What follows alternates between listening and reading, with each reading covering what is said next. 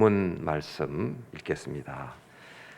마가복음 5장 25절부터 34절까지, 마가복음 5장 25절부터 34절까지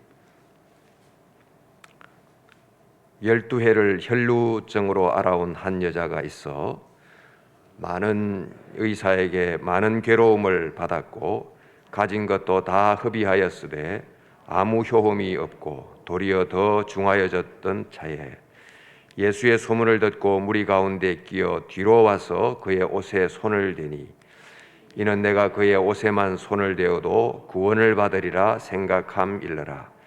이에 그의 혈루 근원이 곧 마름에 병이 나은 줄을 몸에 깨달은지라.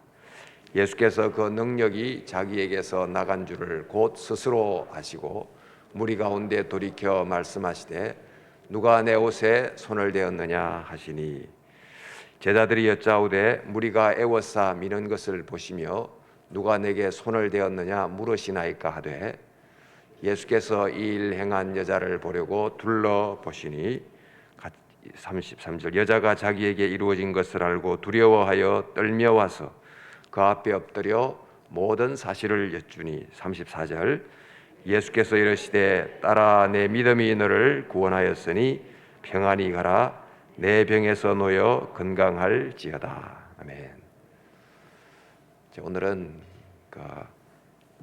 아시아 연합 신학대학원 신약학 교수로 계신 허주 목사님 오늘 나오셔서 절망감과 절실함 사이에서란 말씀으로 오늘 새해 신년 기도의 첫 설교를 해주시겠습니다. 목사님 나오시겠습니다. 우리 처음 만났으니까 우리 환영하면서 박수하겠습니다.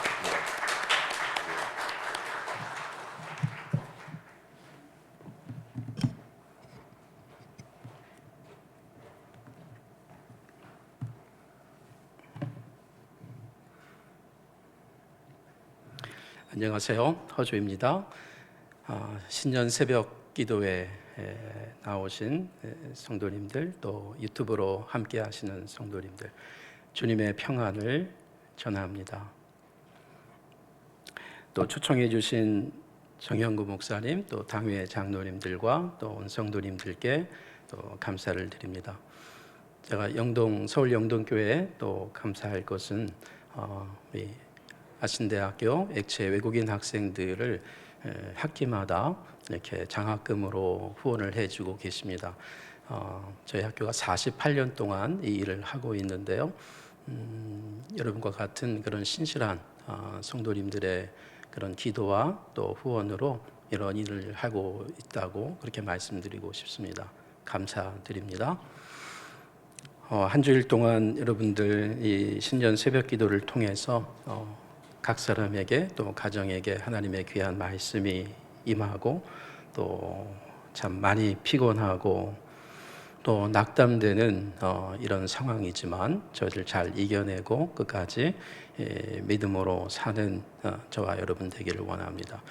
오늘 또 내일 제가 여러분과 나눌 말씀은 그렇게 생소하고 여러분이 처음 접하는 그런 말씀은 아닐 것입니다. 하지만 성령 하나님께서 또 우리의 마음에 또 귀의 문을 열어주셔서 새로운 은혜가 함께하기를 간절히 소원합니다. 오늘 우리가 읽은 마가복음 5장에는 불치병의 한 여인이 나옵니다. 10개의 절로 구성된 우리 본문에는 예수님께서 여인의 병을 고쳐주는 그러한 사건이죠. 마가복음 5장, 또 마태복음 9장, 또 누가복음 8장의 이 모든 이 공간복음서에 나오고 있는 동일한 사건입니다. 성경에서 하나님의 은혜를 입은 사람들, 우리가 자주 볼 수 있는 것은 그 사람들이 매우 열악한 환경에 처해 있을 때 하나님의 각별한 비상한 은혜를 받았다, 누렸다라는 것입니다. 그런 점에서 하나님 참 공평하시다 이런 생각을 합니다. 이 땅에서 매우 피곤하고 또 볼품없고 멸시받고 했던 그 사람들이 이 마음에 가난한 심령을 가질 수밖에 없는 사람들이 평상시에 잘 보기 어려운 영이신 하나님을 만나는 그런 은혜를 입었던 것입니다. 사실 성경만이 아닙니다. 이 세계 교회 역사를 보면, 우리 한국의 교회 역사를 보면 처음에 복음을 받아들인 사람들 다수가 아주 열악한 환경에서 앞이 보이지 않았던 사람들이었습니다. 오늘 우리 본문에 있는 여인은 혈루증을 앓고 있는 여인입니다. 오늘날 이 혈우병이라고 하는 일종의 병이죠. 유대인은 이 병을 매우 부정한 것으로 여겨서 일반인들과는 접촉을 금했습니다. 유대 공동체 안에서 이 일반인들과 이 자가격리 대상이 되어서 어쩔 수 없이 밖에 나올 때에는 나름 소리를 쳐야 됐습니다. 부정하다, 부정하다. 저는 부정합니다. 저를 접촉하시면 안 됩니다. 라고 그렇게 소리를 내야 했습니다. 자칫 잘못해서 이 부정한 사람을 만지게 되면, 터치하게 되면 함께 부정하게 되어서 많은 이 회당이나 또 성전에 나가서 오늘날 이렇게 이 코로나 확진 판정을 검사를 하는 것보다 더 아주 지루한 그러한 검사를 받아야 됐던 것과 같은 것입니다. 이런 사람들은, 또 오늘 우리 성경에 나오는 이 여인은 회당 또 중요한 절기 때마다 성전 나아갈 수가 없었습니다. 금했죠. 유대인이었지만 이방인처럼 살아야 했습니다.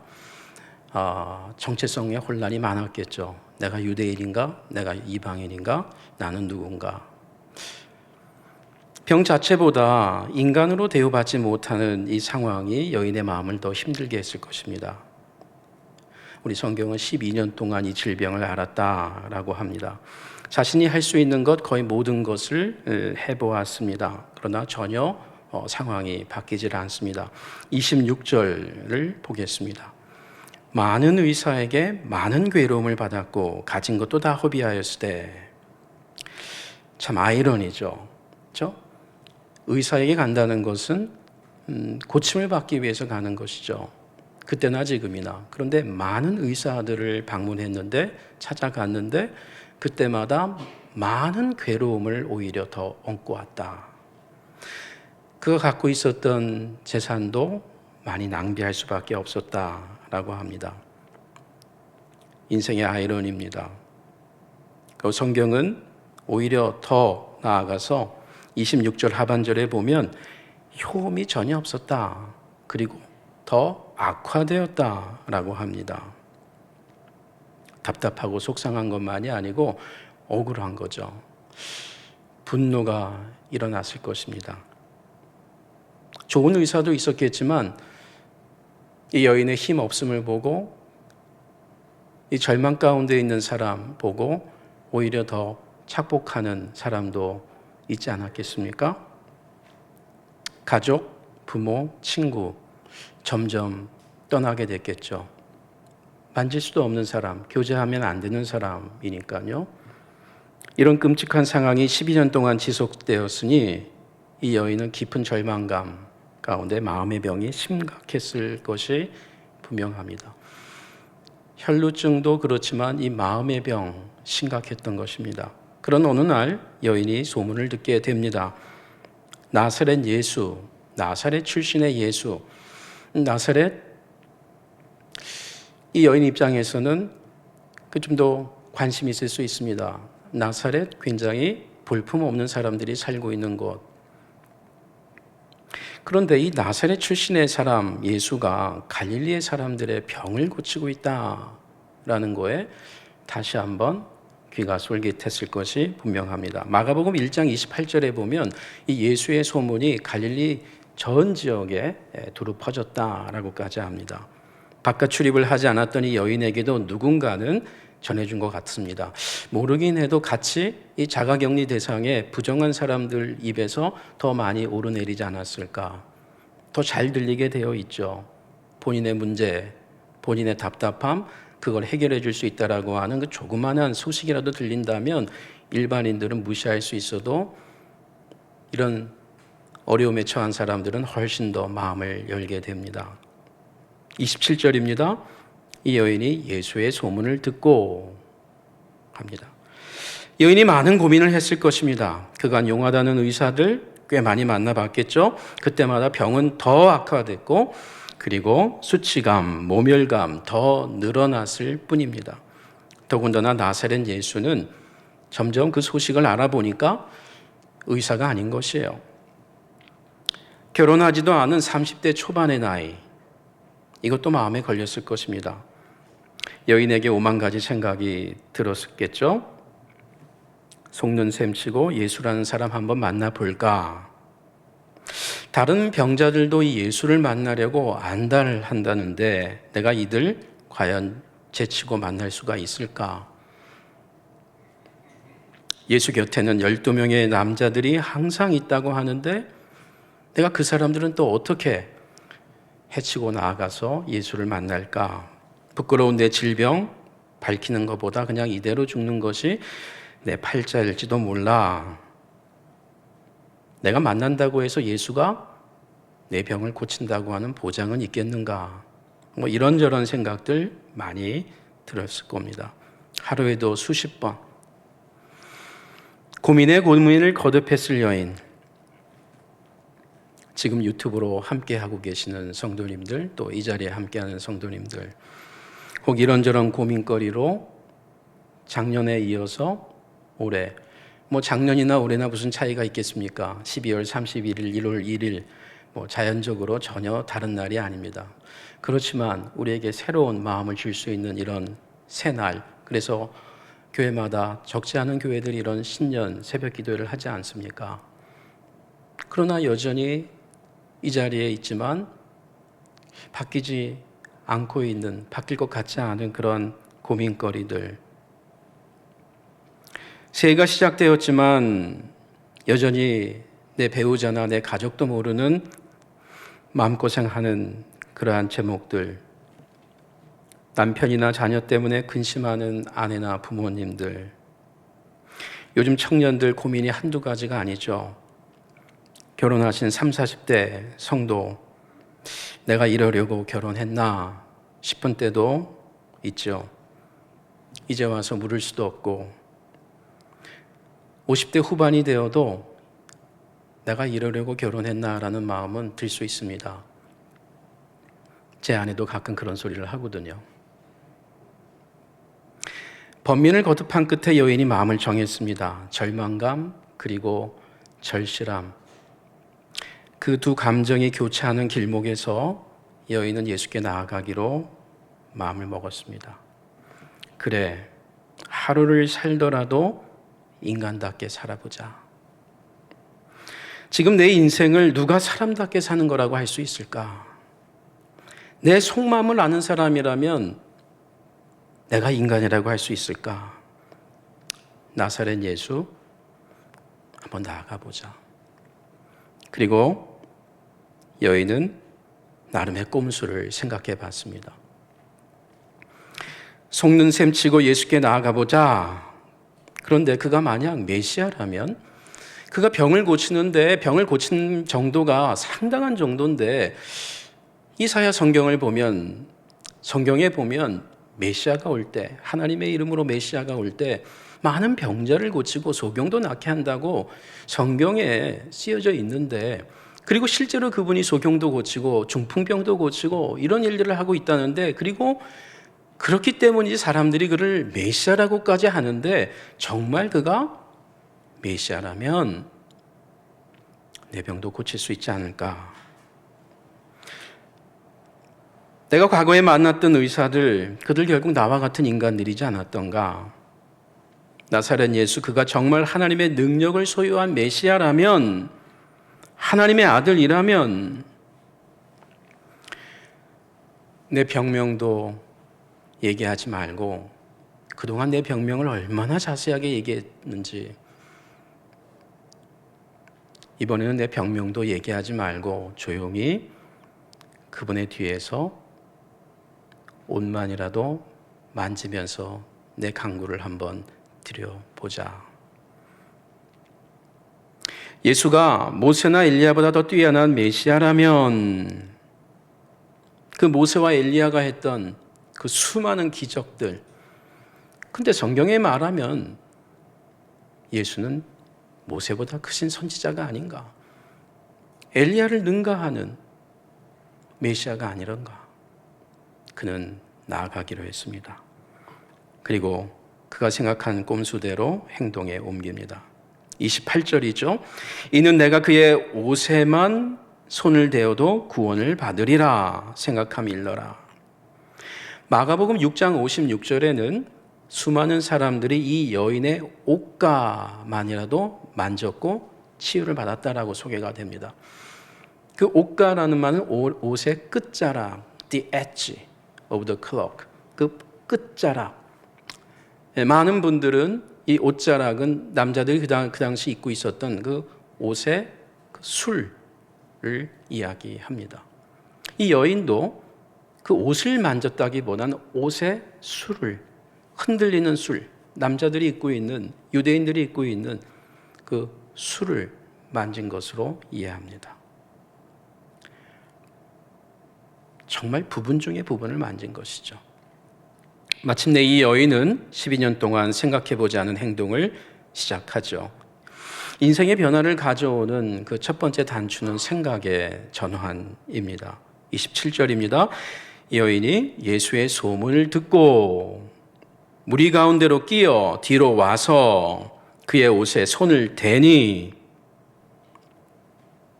여인이 예수의 소문을 들었다. 예수의 등 뒤로 왔다. 그리고 예수의 옷을 만졌다. 이 여인이 행동한 모든 것은 이 예수께 집중되어 있습니다. 그러자 이 여인에게 놀라운 일이 일어났죠. 29절입니다. 이에 그의 혈루 근원이 곧 마름에 병이 나은 줄을 몸에 깨달으니라. 말 그대로 기적이 벌어졌습니다. 병이 즉시로 나았다, 곧 나았다라고 합니다. 그동안 과거의 의사들이 이 약 먹으면 점점 차도가 있을 것입니다 라는 말을 많이 들었겠죠.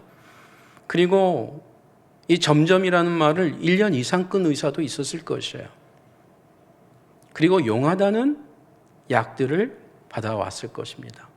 그런데 지금 이 여인은 현재 약을 받은 것도 아니고 자기의 병을 말한 것도 아니고 처방전 진단 받은 것도 아닙니다.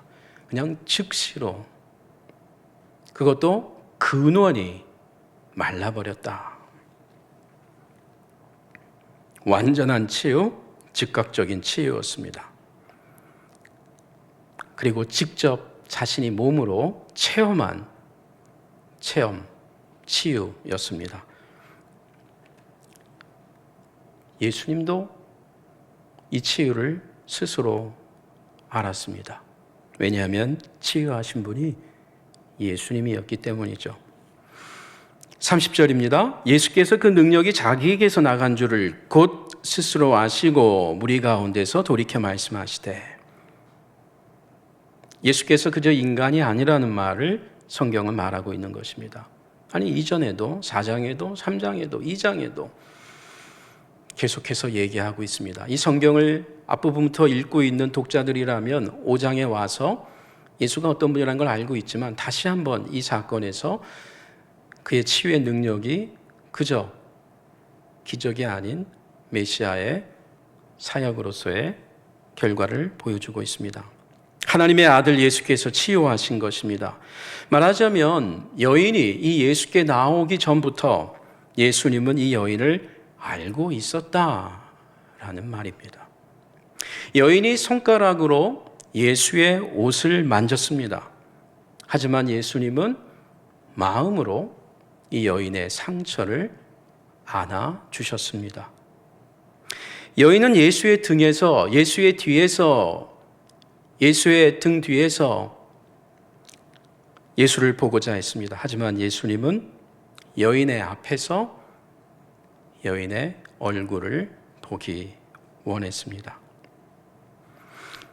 여인이 인간이 홀로 해결할 수 없는 인생의 문제와 우리 인생의 한계, 그 실타래를 예수님께서 풀어주시고자 그 여인을 앞에서 보기 원하십니다. 오늘 우리가 읽은 본문에서 예수님의 말씀이 처음 등장합니다.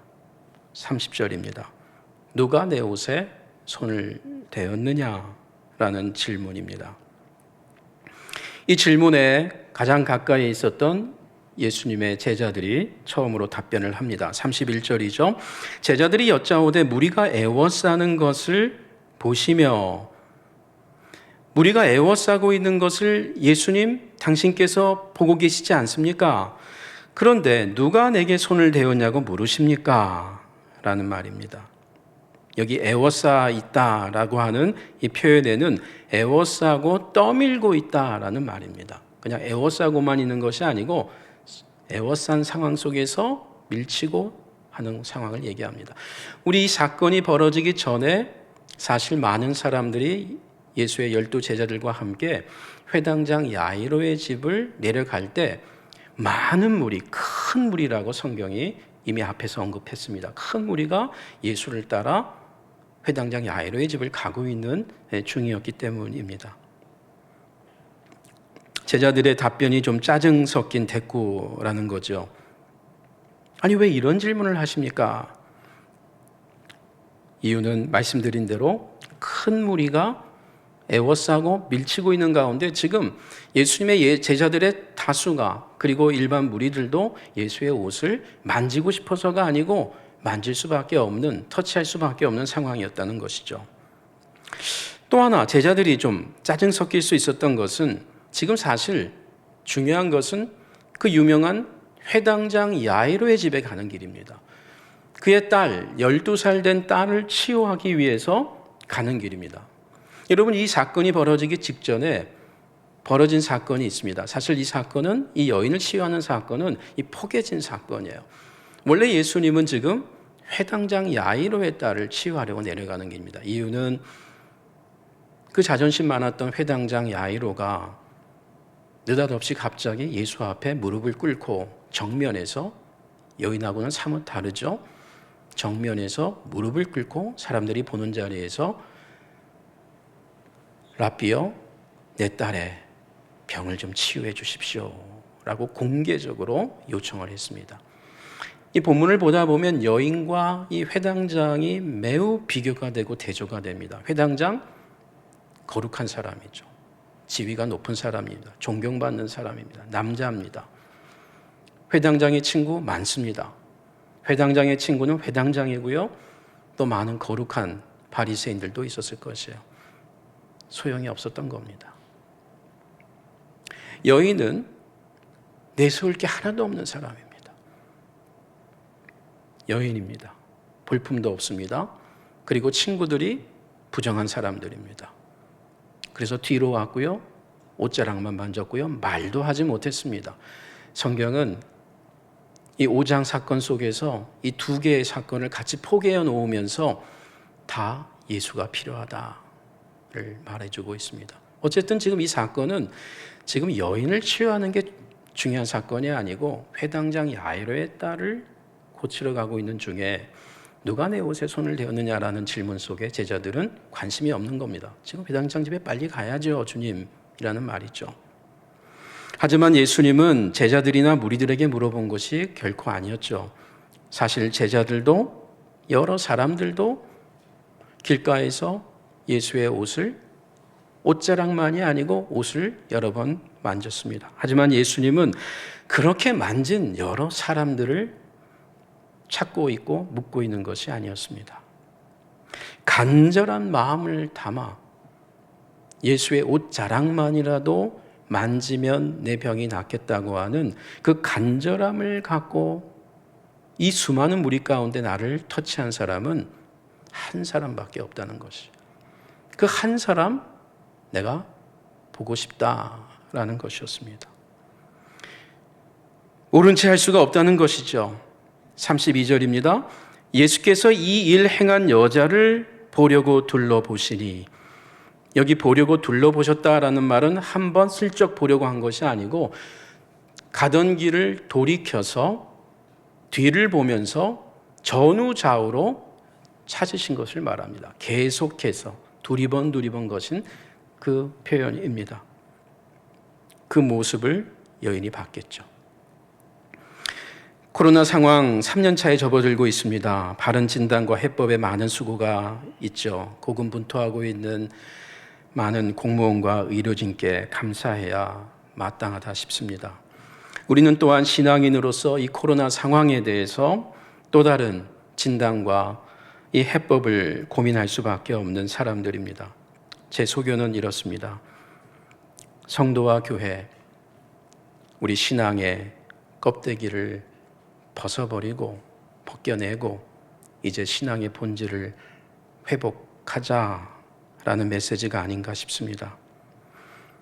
현재 우리들은 대면 예배를 그리워하지만 사실 대면 예배를 드리던 당시 우리가 대면했던 대상, 진정 영이신 하나님이었는지를 물어보아야 할 때입니다.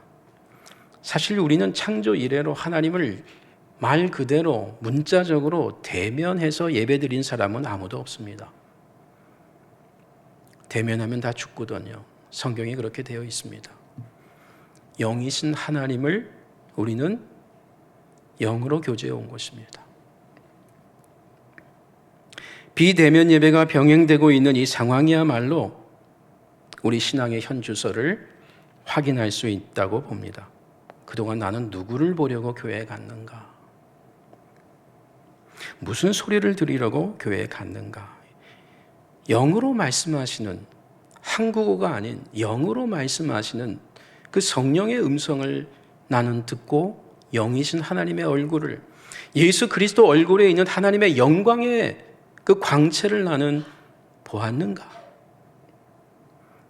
그렇게 코로나 상황은 나와 교회의 정체성 그리고 내 믿음의 본질을 중간 평가해 보라고 하는 이 우리 신앙의 하프타임 아닌가 싶습니다. 새해에는 예배 방식에 관계없이 주님을 더 알고 싶고 주님을 다시 알고 싶은 그런 간절함이 배가 되면 좋겠습니다. 다시 본문을 보겠습니다. 예수께서 가시던 길을 멈췄습니다. 그리고 뒤를 돌아보셨습니다. 매우 짧은 순간입니다. 여인이 고민했을 것입니다. 예수께서 등을 돌리시기 전에도 말이죠. 왜요? 누가 내 옷에 손을 대었느냐라는 음성을 들었습니다. 그리고 제자들의 답변이 오고 갔습니다. 그 짧은 순간 찰나에 여인이 고민했을 것이에요. 기회가 있었어요. 그냥 돌아갈 시간이 나름 있었습니다. 그 짧은 순간에 여인이 여러 가지, 5만 가지, 예수께 나오기 전에보다 더 많은 5만 가지가 여러 가지가 스쳐갔을 만한 그 시간이었습니다. 예수의 옷자락을 남다르게 만진 한 사람을 보기 위해 예수께서 이미 먼저 말씀하시고 멈추시고 뒤를 돌아보시는 그 순간, 여인은 그 자리를 막 떠나려는 순간입니다. 이때 생각하지 못한 예수님의 외침을 들었습니다. 그의 꼼수에 없었던 소리였습니다. 이런 소리가 누군가에게 나올 거라고는 아무도, 이 여인도 생각 못했던 소리였습니다. 본인밖에 모르는 내용에 대해서 누가 내 옷에 손을 대었느냐라는 외침이었습니다. 설마 내게 하는 말은 아니겠지와 내 병을 고쳐준 사람이 정말 메시아 예수가 맞구나. 그 사이에 그는 고민하게 됩니다. 나 말고 다른 사람도 만진 거 아닌가? 아니, 만지고 있었잖아. 그리고 나에게 하는 말인가? 이런 와중에 여인은 자신도 예상치 못한, 전혀 계획에 없었던 행동을 하게 됩니다. 지난 세월 자신을 꽁꽁 올가매었던 그 수치와 자기의 고통을 고백하게 된 것입니다. 전혀 계획이 없었습니다. 그런 고백 하고 싶지도 않았습니다. 다른 사람들도 있는 자리였습니다. 처음에 그가 생각했던 모든 계획이 다 무너지고 헝클어져 버렸습니다. 하지만 여인에게는 오직 한 사람, 예수밖에 보이지 않았습니다. 성도가 신앙생활 중 이런 은혜 체험이 있어야 합니다. 모든 주위 환경의 조명은 다 꺼진 것 같고 내 앞에 나사렛 예수의 조명만 밝히 빛나서 아무도 보이지 않는, 예배당에서 아무도 보이지 않는, 내 직장에서 아무것도 보이지 않는, 내 삶의 현장에서 다른 아무것도 보이지 않는 나사렛 예수만 나를 바라보고 계시는 그 은혜 체험 말입니다. 1년에 한 차례 정도는 이런 은혜 체험이 있어야 되지 않겠습니까? 32절과 33절입니다. 예수께서 이 일을 행한 여자를 보려고 둘러보시니 여자가 자기에게 이루어진 일을 알고 두려워하여 떨며 와서 그 앞에 엎드려 모든 사실을 여쭈니,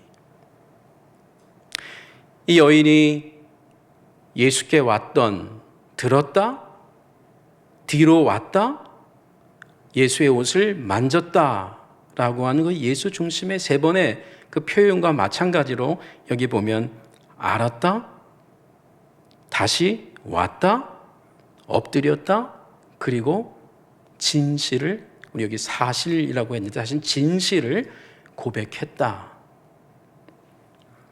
라고 얘기합니다. 이 여인이 예수의 옷자락을 만지려고 했던 믿음은 대단한 것이었습니다. 그러나 질병을 고침받은 후에 이 모든 진실을 고백하는 것, 이건 또 다른 차원의 믿음입니다.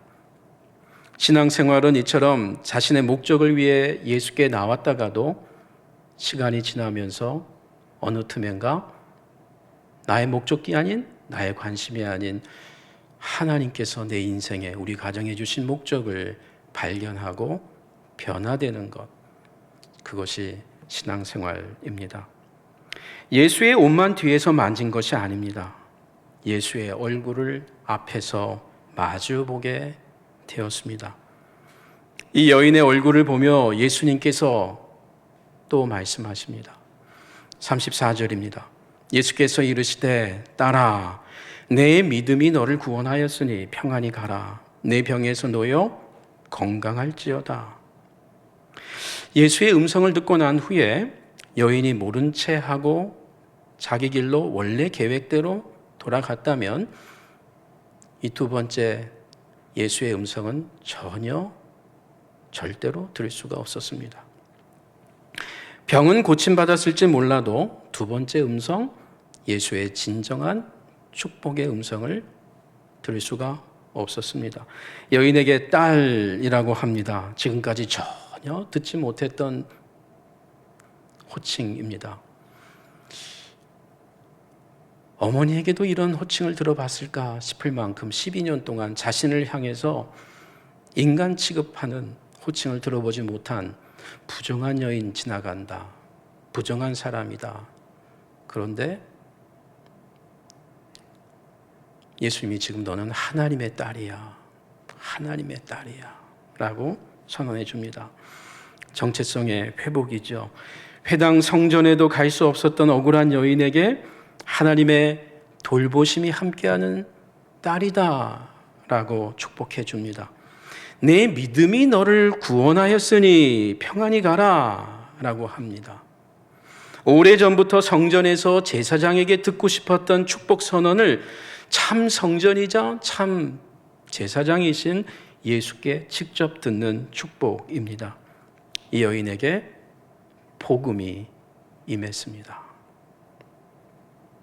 올해 우리도 이 예수님의 두 번째 음성까지 듣는 자리로 나아가기를 원합니다. 내 관심, 내 목적에 이끌리는 예배 생활, 기도 생활, 봉사 생활에서 하나님의 나라와 뜻이 내 인생의 목적이 되는 그런 놀라운 변화와 기쁨, 은혜 위에 은혜.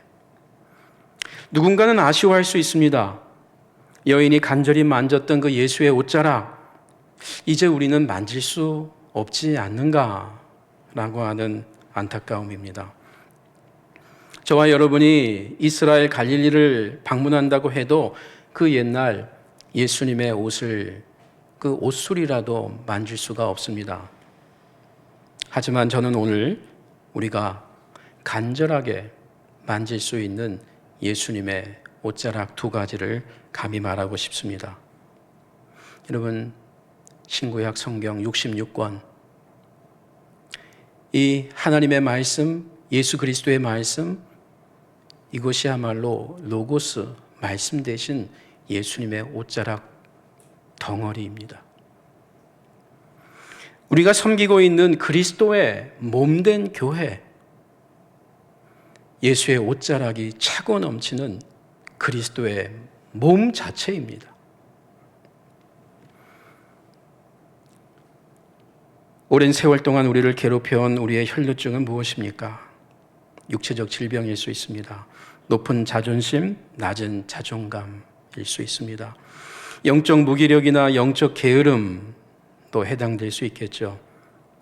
방법을 총동원해도 해결받지 못했던 현대인의 혈루증 무엇인가요? 부부간의 갈등, 인간관계의 어려움, 나만 혼자인 것 같은 피해의식, 내 인생에 내일이 있을까 같은 불안과 두려움. 그렇다면 예수님의 옷에만 손을 대어도 치유될 것이라고 하는 절박한 심령, 가난한 심령, 그것을 갖고 매주일 그리스도의 몸된 교회, 예수께로 매주일 나오기를 원합니다. 예배를 마치고 돌아가는 그 주일 저녁에도 오늘 내가 받은 말씀이 뭐지? 기억이 안 난다는 것은 죄송합니다만 절박한 상황으로 예배드리지 않았다는 것이죠. 수많은 사람들이 예배당에 오시지만 한국교회에 그 예배당을 들어오고 나갈 뿐이지 예수를 대면하고 가는, 말씀을 터치하고 가는 사람들이 과연 몇 명이 있을까를 물어볼 수밖에 없는 우리 시대입니다. 우리 선배들, 우리 부모님 세대, 개인의 문제, 가정의 문제만이 아니고 국가를 놓고 교회를 놓고 눈물을 흘리며 콧물을 흘리며 기도했던 세대이죠. 그런데 우리가 너무나 잘 살게 되면서 이제 교회를 위해서, 국가를 위해서 금식하며 눈물을 흘리며 기도한다는 것은 참 손으로 꼽을 수밖에 없는 그러한 시대를 맞이하게 되었습니다. 절박함이, 절실함이 사라졌다는 것입니다. 우리 가정과 사회의 소망이 예수께 있음을 믿는 자답게 오늘의 예수님의 옷자락인 하나님의 말씀을 펼 수 있는 믿음과 절실함, 주님의 능력이 나와 내 배우자와 내 자녀를 고쳐주실 것이라고 믿습니다. 신년 이 아침에 주님께서 우리 영혼의 문을 두드리며 기다리고 계십니다. 그리고 질문하십니다. 누가 내 옷에 손을 대었느냐? 이 질문에 우리가 응답하기 원합니다. 주님, 제가 만졌습니다. 그리고 주님의 복음을 듣기 원합니다. 내 아들아, 내 딸아, 내 믿음이 너를 구원하였으니 평안히 살라. 죄악의 쓴 뿌리에서 해방되었으니 자유함을 얻으라. 의 은혜가 올 한 해 우리 가운데 충만하기를 원합니다. 기도하겠습니다. 주님, 지금까지 살아온 것이 주의 은혜요, 기적이요, 치유입니다. 하나님, 오늘 이 새벽에 이 한 주일을 주님께 드리며 주님의 옷자락을 만지며 주의 말씀에 우리의 기문이 열리고 마음이 열리기 원합니다. 주님, 우리를 고쳐주시고 우리를 새롭게 하시고 우리 사회를 새롭게 하여 주십시오. 오늘 이 시간 우리의 간구를 들으시고 응답하여 주십시오. 예수님 이름으로 기도합니다. 아멘.